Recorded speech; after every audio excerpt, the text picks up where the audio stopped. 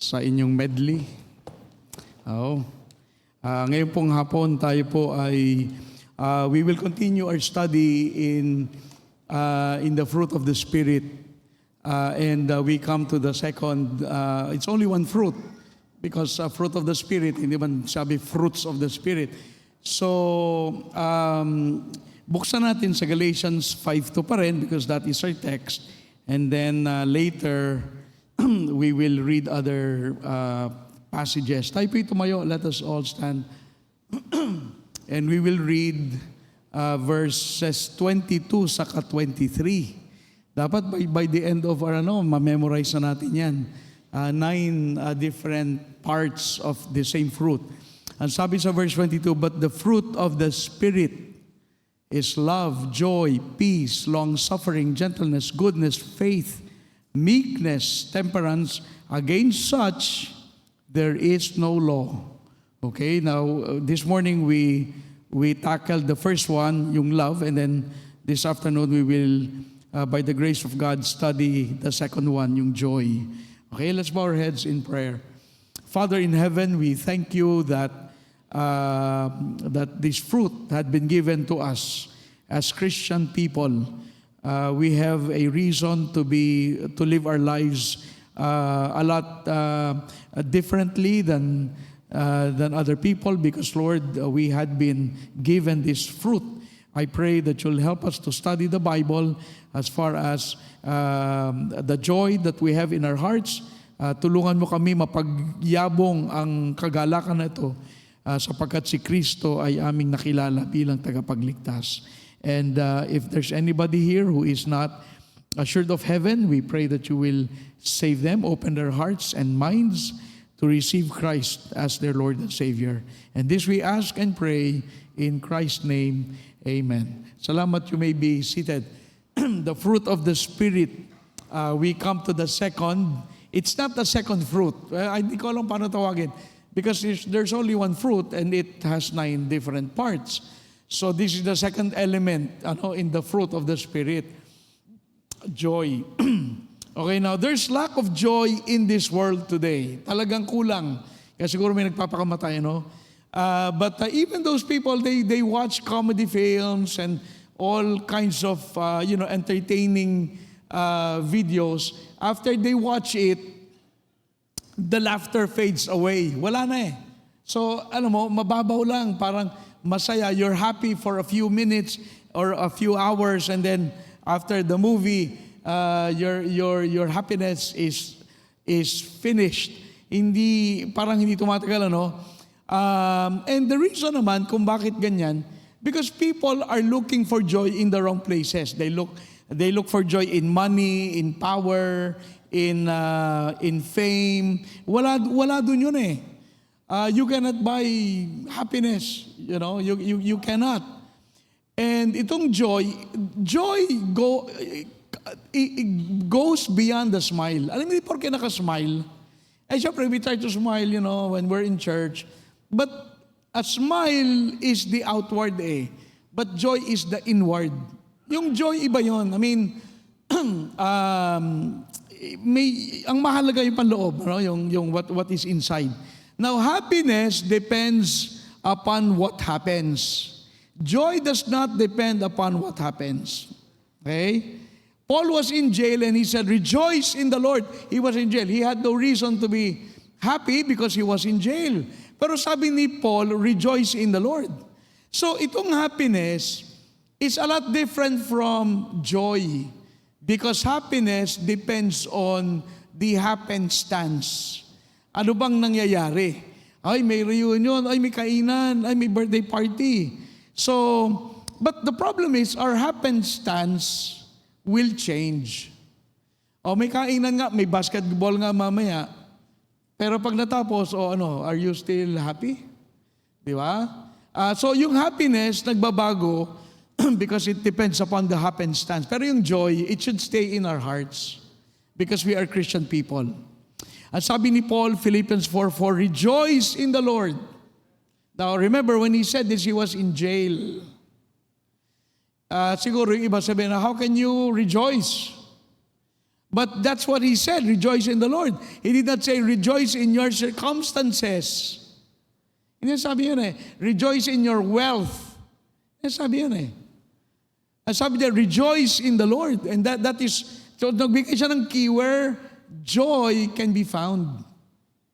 Kasi kung naghahanap ka sa maling lugar, yung matagpuan. Nawawala yung susi mo, naghahanap ka sa church, yung pala, nasa bahay nyo. Di ba? Yung matatagpuan. Now, let's compare the two. Happiness comes from outside circumstances. Joy comes from within. Now, and then another is, ang happiness meets the surface needs.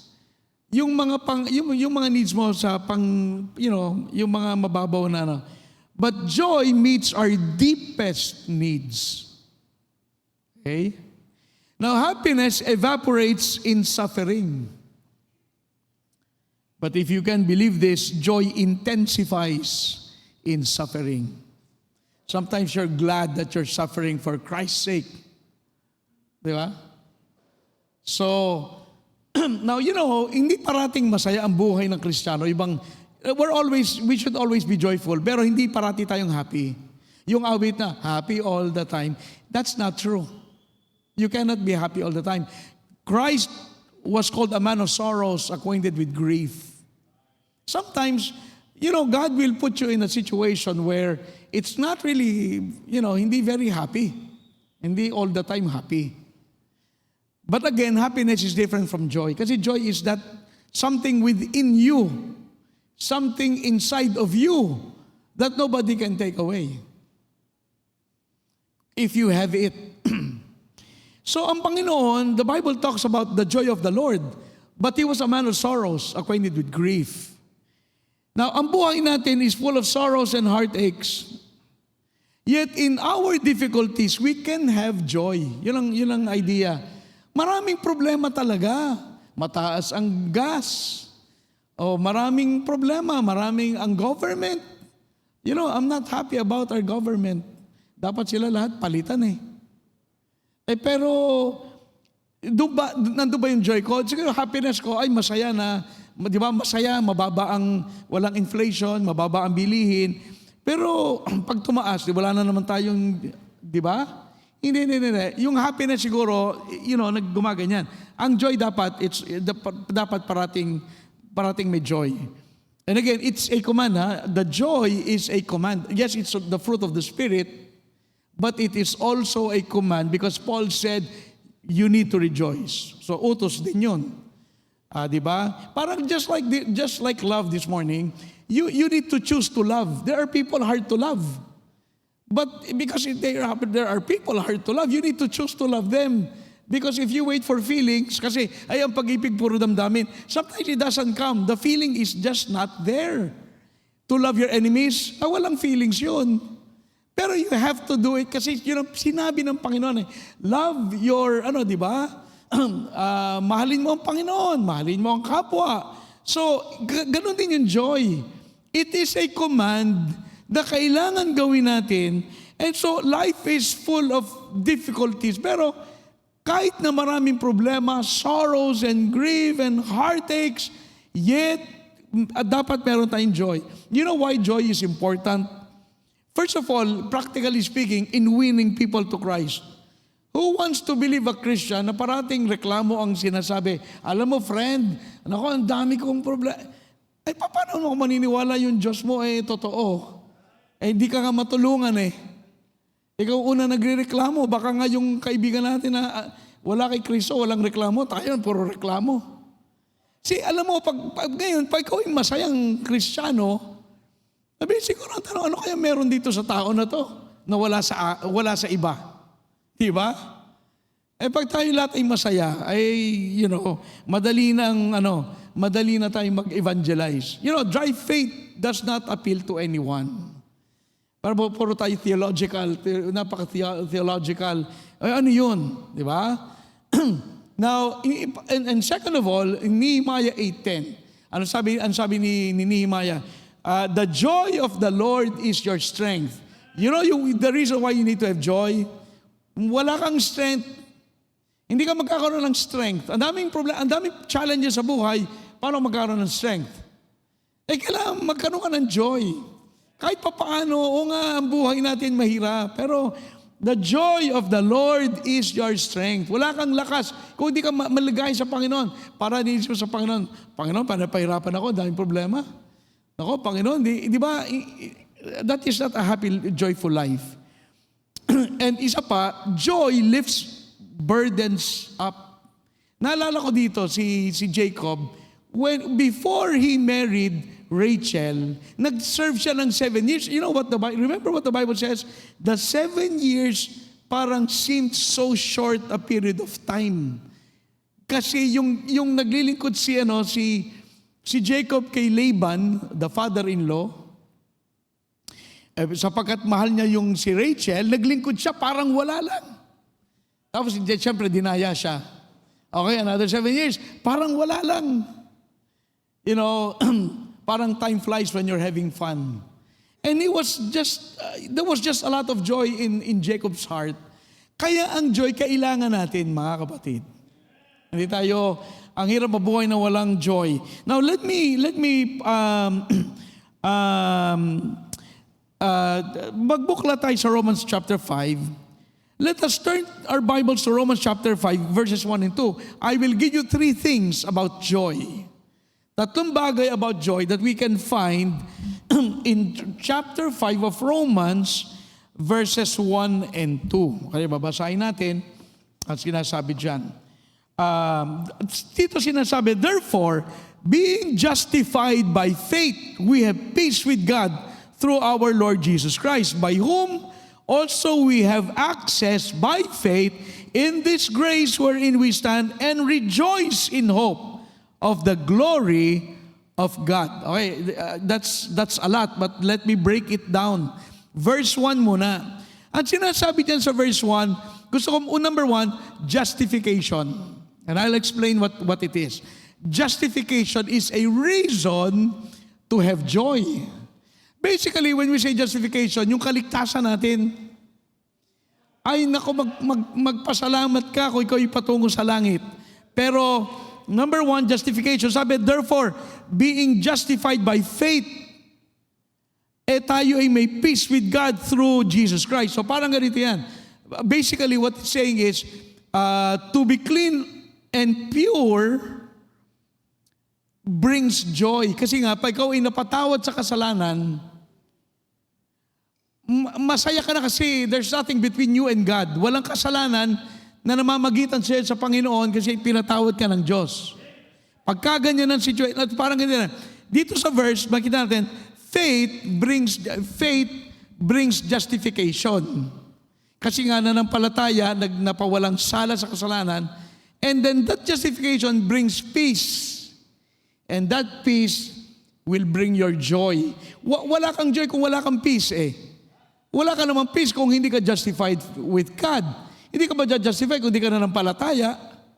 So meron kang faith and then justification and then peace that brings joy. So ang kaunahang makita natin dito sa verse 1 is that joy comes from having peace with God. There is joy in knowing that you have been forgiven of your sins. Alam mo, kaya nga pag may funeral, when I do funerals, parating naisip ko, ako, Panginoon, salamat kung saan man itong taong ito naroon ng kaluluwa. Ako alam ko saan ang kaluluwa pag ako namatay. I mean, doon pala na ito na, I feel good. Kasi, because I am just, ano ang justification? Ganito yan. Justification, justification, ang ibig sabihin, yung ating kasalanan na pawalang sala. But this is how it works. Everything that we've done is being recorded by God in a book. Lahat ng ating kasalanan lahat ng kasalanan nakasulat, nakalista sa atin. Parang liability, parang accounting, asset, liability. Liability column, ang daming kasalanan nakasulat. God knows everything that we said, everything that we're thinking, lahat ng ating ginawang bagay, every deed or act, lahat ng ating kasinungalingan, pandaraya, lahat alam ng Diyos yan. and it is written in a book. Now, alam niya lahat yung ating ginawa. Now, when God justifies, He puts all of that liabilities sa account ni Jesus Christ. Kasi kumbaga liabilities is utang. Asset, di ba? Asset yung cash. Tapos meron ko ditong liability, mga utang mo. Yung ating pagkautang, ginawa ng Panginoon, when He justified us, inilipat yung utang sa account ni Jesus Christ. Therefore, ang ating Panginoon nagkaroon ng kasalanan, kumbaga. Siya ang naging makasalanan. And with the blood of Christ, yung ating kasalanan, para bagang hinugasan yung ating kasalanan, paid in full. Diba? Just like before we talked about that. Paid in full. And then God takes Jesus' righteousness and holiness and purity patungo sa ating account, sa ating asset account. So ang ibig sabihin justification, yung ating kasalanan ay napawalang sala. Wala na, bakit? Kasi yung ating may nagbayad na, di ba just this morning? When you forgive, somebody has to pay for it. Di ba pag nag-utang ka, hindi pinabayad, yung nagpautang ay siya ang nagbayad, hindi ikaw. Ganon din ang salvation natin. Binayaran ni Kristo, hindi tayo nagbayad. Tumanggap tayo ng gift. Kaya nga, it is a gift of God, not of works. Because nung tayo ay na-justify, ang kasalanan ay na-erase, at tayo naman ay tumanggap ng righteousness. That is why when we stand before God, we would stand before God as righteous. Bakit? Kasi yung righteousness of Jesus Christ ang ating susi so that we can go to heaven. Because otherwise, walang iba. Look at Romans 4:6. Romans 4:6, even as David also described the blessed of the man, unto whom God imputed righteousness without works. God imputed, alam niyo ibig sabihin? Impute is to ilagay sa iyong account. Yun ang ibig sabihin. In other words, yung ating kasalanan ay nawala at yung righteousness of Jesus Christ ay napasa atin. Okay, so that is why meron tayong joy. Because meron tayong kapayapaan sa Diyos. Ang ating kasalanan is already settled. When I die, I know where I'm going. I'm at peace with God. Alam ko na eh. Now, look at Luke 10:20. Tingnan niyo po Luke 10:20. Ito yung mga alagad, nagpapasalamat because itong mga spirit, verse 20, notwithstanding in this rejoice not, that the spirits are subject unto you, but rather rejoice, because your names are written in heaven. Sabi ng Panginoon, ang babaw ng kaligayahan nyo, kayo ay galak na galak because you can command the demons. Hindi yan para kayo matuwa. Mas matuwa kayo that your names are written in heaven. Kaya alam mo, mga kapatid, itong kaligtasan natin, salamat sa Panginoon. Ito'y isang kayamanan na binigay ng Panginoon at dapat tayong magalak kasi meron tayong kapayapaan sa Diyos. Diba? Sa dami ng problema, pero alam mo, pag namatay langit. Now, sin takes away the joy out of our lives. The only problem is when sin comes into the picture. Kasi pag yung kasalanan naman ay bumalik, yan ang problema naman natin. Now, si David, sabi niya sa Psalm 51:12, because si David nagkasala. Remember, kay Bathsheba, nalaman of course, alam ng Panginoon, and then it was revealed. And then, si David, he was really devastated. And in Psalm 51 verse 12, he prayed, ano sa panalangin niya? Lord, restore unto me the joy of thy salvation. Hindi niya sinabi, Lord, nakasala ko, restore my salvation. Because salvation, once you're saved, you're always saved. Hindi mo na pwedeng mawala yung salvation tapos bumalik. Hindi. Pero ang nawala yung joy. Bakit? Ay nagkasala. Tayo, bilang tayo napatawad, kapag bumalik tayo sa kasalanan, mawawala ang joy. Wala ang joy. Kasi, yan ang nakakatanggal ng joy. Now, and so, ang joy hindi mawawala. Liban sa kasalanan. Ngayon, halimbawa, nakasakit ka, nahiwala yung pamilya mo, lumayas yung anak mo, walang makapagtatanggal ng joy sa puso mo. Yung kahit mangyari yung mga yon. Now, if somebody is mean to you, unfair to you, that cannot remove your joy. Now, it may remove their joy, but it cannot remove your joy. Because hindi ka man nagkakasala eh. Now, how you react, if you react wrongly, yun, pwede mo wala ang joy mo. Sabi mo kasi, suntukan na lang tayo. Ha? Diba? Ay, pagkakanya mo, wala ang joy mo. Because yung reaction alam nyo, reactions, hindi yung action, like what I'm doing now, inihanda ko na to kanina. Nakahanda na ako. Pero yung reaction, ang tingnan nyo, ano ba ang tao, your reactions will show who you are. Not your actions, kasi yung actions, calculated yan. Pero yung reaction, halimbawa, somebody is not really nice to you. How do you react? Kasi in Matthew 5, Matthew 5:11 and 12.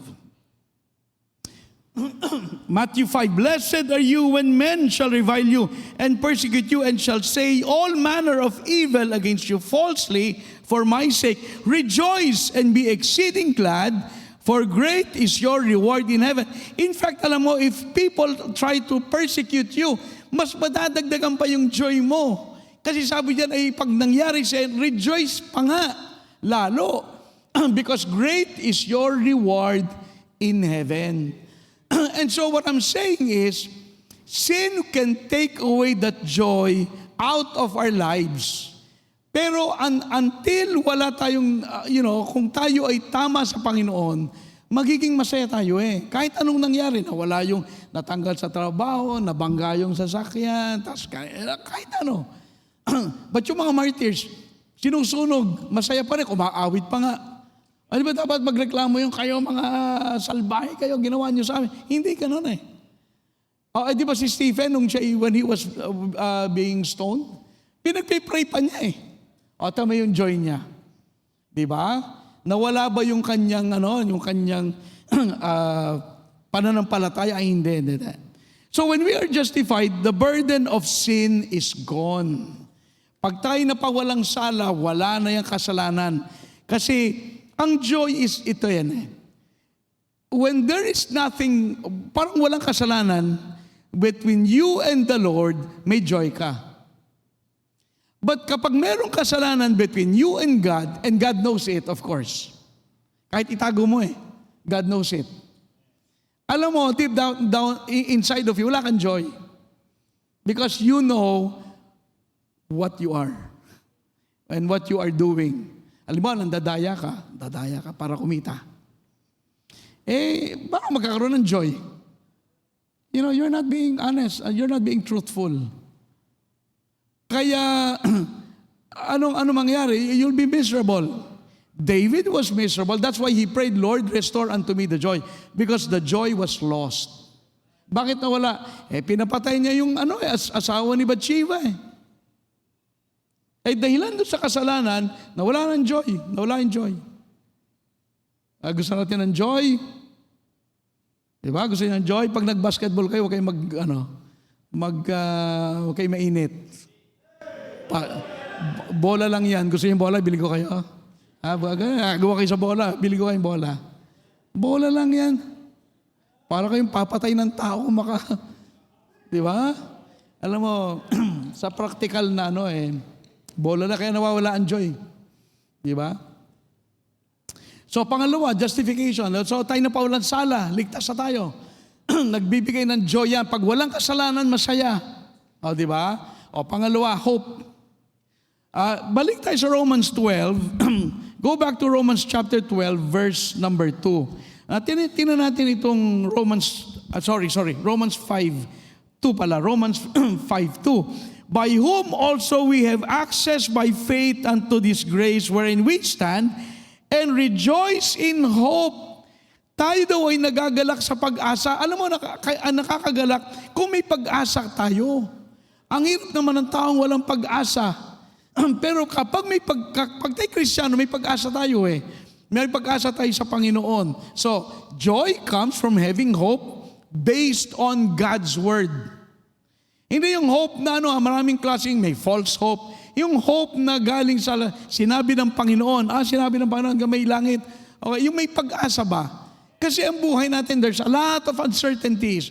But if you have this hope coming from God, dapat maging maligaya tayo. Kasi hope, therefore, is our confidence. For instance, may nangyari. Ano ang ating default? May nangyari hindi maganda. Romans 8:28. Ang pag-asa na anuman ang mangyari, I believe, my hope is, all things work together for good to them that love God, to them who are the called, according to His purpose. Meron tayong pag-asa. Tayo mga Kristiyano, ang dami nating pag-asa. Kaya tayo, hindi tayo para tumalon sa tulay at, gawat may Diyos tayo eh. Ano ba naman ang problema, hindi kaya ng Diyos? Lahat kaya ng Panginoon gawin para sa atin. So it's not a maybe. Sana merong ganito. Hindi. Yung pag-asa natin, yung confidence is based on what God said. So we are confident that no matter what happens, God will be there for us. At tutulungan tayo ng Panginoon. At saka isa pa, maraming talata sa Bible. So, the word hopeless is a sad word. Walang joy dyan. Pero yung pag may pag-asa, yan, masaya yan. Pag may pag-asa. Di ba? The Bible teaches us to rejoice in hope. For instance, Romans 5:2. Romans 12:12. Tanya ta. Romans 12:12. Rejoice in hope. O di ba, the Bible is teaching us, magalak kayo sa pag-asa. Pagkat meron tayong pag-asa. 2 Corinthians 7:4. 2 Corinthians 7:4. Great is my boldness of speech toward you. Great is my glory of you. I am filled with comfort. I am exceeding joyful in all our tribulation. Tama yan, sabi ni Paul. Ako ay hindi lang joyful, exceeding joyful. Ay sobrang saya. Saan? Sa mga tribulations. Do we have that attitude? Magandang attitude, no? Ay kahit na anong problema yan. Pero sinasabi ng Panginoon, mag-rejoice tayo sa pag-asa. May pag-asa tayo eh. So, tanong, pag uwi mo sa bahay, ang bahay nyo bukas pinto na nanakaw na lahat ng gamit sa bahay. Pag uwi, wala ka ng bahay. May bahay ka, pero lalo nasunog ang bahay, ano? O tanong, halimbawa, pag uwi mo nasunog ang bahay, tanong, could you still have joy? Could you still have joy? Now, if your joy comes from your possessions, mawawala ka ng joy. But if your joy comes from the Lord, you can still have joy. Kasi hindi, alam mo yan nga, napakaganda. Sino ba makakaagaw ng kagalakan sa puso mo kung Kristiyano ka? Reaction mo na lang ang problema pag nag-react ka na. At saka isa pa, nasaan ba ang joy mo? Alam mo, ang joy mo nasa popularity, tapos hindi ka na popular. Ang joy mo, parati kang MVP, hindi ka naman MVP this year. Ay pag nandun ang joy mo at nawala na yan. Pero kung ang ating kagalakan ay si Kristo, na nasa puso natin, kaya bang kunin ni Satan ang Panginoon sa puso mo? Hindi ka mawawala ng joy. Kaya tayong mga Kristiyano, dapat parating masaya. Di ba? Parating may dahilan tayo para maging magalak. Gawa ng walang pwedeng mangyari para mawala yung joy kung si Kristo ay ating nakilala. Kaya nga, anong sabi ni Paul? Rejoice in the Lord. Hindi sabi, rejoice in things. Rejoice in your circumstances. Tayo ay at yan ang ating pag-asa. Meron tayong pag-asa parati sa Panginoon. Ano man ang mangyari sa buhay, may pag-asa parati. Ay manalangin ka lang, okay na. Ano man problema meron ka, manalangin ka lang. May pag-asa tayo sapagkat may Diyos na nakikinig sa ating panalangin. Iba mga kapatid, walang Diyos eh. Diba? Pag nagpe-pray sila, saan sila tumatawag? Diba? So wala eh. Okay, so justification. Ano ang ating source ng kagalakan? Ikaw ay naligtas, napatawad sa kasalanan. Walang kasalanan na mamagitan sa iyo at ang Panginoon. Pangalawa, meron tayong pag-asa na kung ano man ang mangyari, hindi natin alam mangyayari, kung ano man mangyari. Halimbawa, nagkagera. Malay mo, dumating ang gera, nagkaroon Third World War. Hindi ba? Kung nakawalaan, mamatay tayo. Saan ba tayo nandun pag namatay? Kung Kristiyano, di langit. Lahat namatay, mamatay, di ba? So, okay, pangatlo ay communion. Communion with the Lord. Now, look at Romans chapter 5, verse 11. Romans chapter 5, verse 11. And not only so, but we also joy in God through our Lord Jesus Christ, by whom we have now received the atonement. Now, in other words, communion with the Lord. Yan ang aking third point. Sa Romans, yung sinabing atonement, ang ibig sabihin ng atonement, making amends, pakipagkasundo. Atonement pakipagkasundo. Yung sabi rin ibang theologian, the way they say the atonement is, at one ment with God. You become one with God. At one ment. Atonement. So, sa iba, nakita ko sa nasabi, kapag yung, halimbawa, parang making amends, na itama mo yung mali na gawa mo, na itama mo. So, ibig sabihin, kapag ikaw ay ganito ulit sa Panginoon, you are at one with God, matatagpuan mo yung kagalakan sa ating Panginoon. If you're this with God, if you're one with God, you will find this joy in the person of Christ. Kaya nga rejoice in the Lord Kaya kung kay Kristo, kapag ang Panginoon ang ating kasama, masaya. Masaya. And understand, this morning we talked about this. We cannot produce the love, di ba, sabi natin? Because I am the vine, you are the branches. Except you abide in me, wala kayong fruit. Di ba? So tayo dapat naka-abide sa vine. And so as long as we are connected to Christ, tayo ay magkakaroon ng joy, and we do not produce the joy. Ito ay fruit of the Spirit. Oo nga, kinukuman yung joy, maging magalak. Pero ito, initially, binibigyan tayo ng Panginoon, kumbaga yung seed, binibigyan tayo magdidilig and everything, binibigyan tayo ng seed ng Holy Spirit.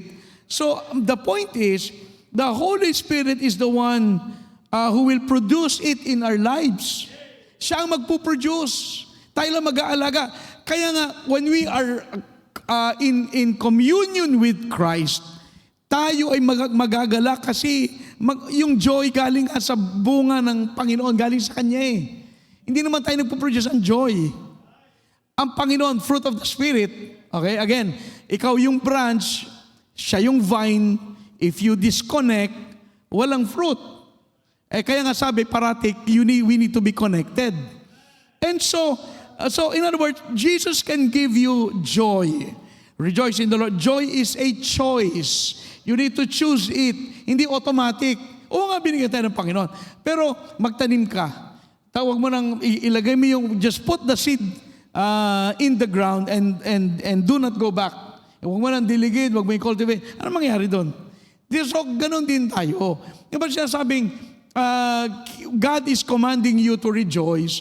Ibig sabihin, meron tayong magagawa na like, wag kang umano sa kasalanan, lumayo ka sa kasalanan. Yung may magagawa pa rin tayo to keep that joy sa atin. So, it's a choice. Hindi yan automatic. Kailangan piliin mo yan. But basically, what I'm saying is, no Jesus, no joy. Ganun lang kasimple. And alam nyo, no matter how pretty you are, and how handsome, how popular, how wealthy, it really doesn't matter. Alam mo, kapag dating sa joy, life is meaningless. Imagine if you have everything in life and you have no joy, your life is meaningless. And you can only find this joy in Christ. Walang iba Saan maganap ka ng joy? Saan matatagpuan? Now, how come there are people who are willing to die for Christ? Alam niyo naman, from the Bible, tapos sa mga martyrs, sa biblical history, paano nila nagawa yun? Kasi yun ang kagalakan nila, ang paglingkuran at mahalin ang Diyos na nagligtas sa kanila buhat sa kasalanan. Kaya again, we are commanded to have joy at pwede tayo magkaroon ng joy kahit ang daming problema sa buhay. Basta wag kang lumayo ka sa kasalanan, walang mamagitan sa iyo at sa Panginoon, at magkaroon ka ng pag-asa at makipagkain ka sa Kanya, ay ikaw ay magiging magalak. Okay, let's all stand. Tayo po'y tumayo at tayo po'y manalangin. Let's pray. Father in heaven, we thank you because even though you have commanded us to rejoice and be joyful, we know, Lord, that this is your doing. We are just the branch. You are the vine.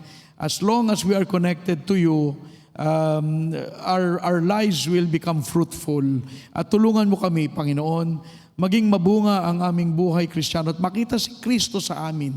O Panginoon, marami kaming mga burdens and trials that we face in life. Lahat naman, Panginoon, ay meron. Pero tulungan mo kami na huwag mawala ng pag-asa, huwag mawala ng kagalakan, sapagkat meron kaming Diyos na inaasahan sa anuman ang mangyari sa aming buhay. May inaasahan kaming Diyos na nangako sa amin. And Lord, even our life, our very lives, anuman ang mangyari sa aming buhay, may langit na naghihintay. And so, Lord, I pray that you will help us to trust you at ibalik mo po ang kagalakan sa aming puso. Ilayo mo kami sa kasalanan, ilapit mo kami kay Kristo, at tulungan mo kami na makita ang iyong kalooban. At sa amin pong, at ngayon pong hapon, kung meron sa amin na hindi pa naliligtas at nakatitiyak ng langit, tulungan mo po na matagpuan nila si Jesus na iyong anak. Ibinigay ang kanyang buhay sa krus ng Kalbaryo upang ang kanyang dugo ay maging paraan, malinis at mahugasan ng aming mga kasalanan upang kami ay maligtas at makaakyat ng langit buhat sa kapatawaran na aming tinanggap. Pagpalain mo po ang aming pag-aaral na ito. I pray that you will bless our invitation, and this we ask and pray in Christ's name. Habang lahat po ay nakatuko, nakapikit, ngayon pong hapon, if you'd like to come for prayer, ipanalangin po natin kung may mga bagay na gumugulo sa atin.